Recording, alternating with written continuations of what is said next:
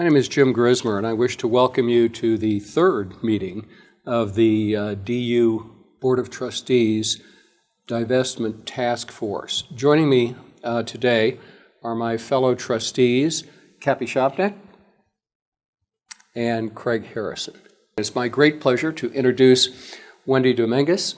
She is the president and co-founder of Divestment Portfolio Solutions. She has more than 24 years' experience in the investment consulting profession, and her clients include some of the largest public and private sector retirement plans in the Rocky Mountain region, as well as foundations, endowments, and family investments. She is a member of Invest's Investment Committee. Wendy has been designated as one of the Financial Times' top 100 women financial advisors. When you're selecting investment managers, those that are willing to have a portfolio that's divested are sometimes challenging to identify. Screening tools that consultants routinely utilize to look at performance typically don't say whether they will run a divested section of a portfolio. So ultimately, it takes a lot of legwork because you have to first identify managers that have been successful historically from a performance standpoint, then evaluate the people, the philosophy, the process, and the organization to determine if they're going to be successful going forward. And then you have to ask, okay, once you've gone through that, then are they willing to segment their portfolio or not invest in a certain area?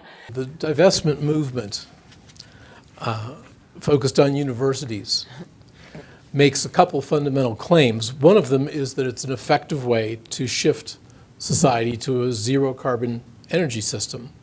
There are also a set of ethical claims that are involved here, some of which we heard discussed in the first presentation. Those are much more complex and nuanced than I can go into here. So I'm going to stick with the first claim, that this is an effective way to affect the energy system. And in doing so, the divestment movement basically tells a story.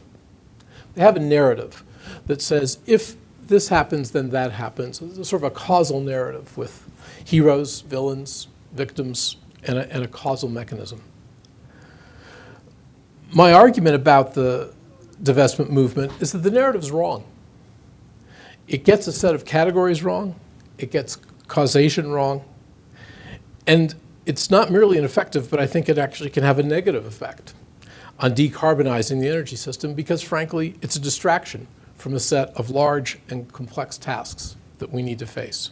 There's an amazing number of disincentives to doing the right thing environmentally. I mean, it's really shocking how we sometimes subsidize people to do foolish things.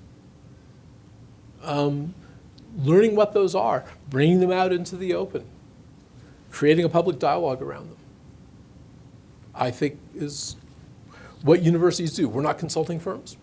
We're not investment managers. We're not government agencies. We can't tell people what to do, and we should never presume to tell people what to do.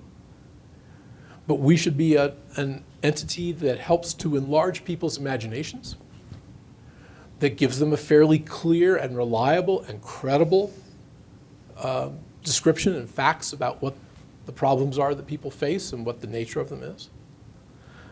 And we should not be shy about doing that.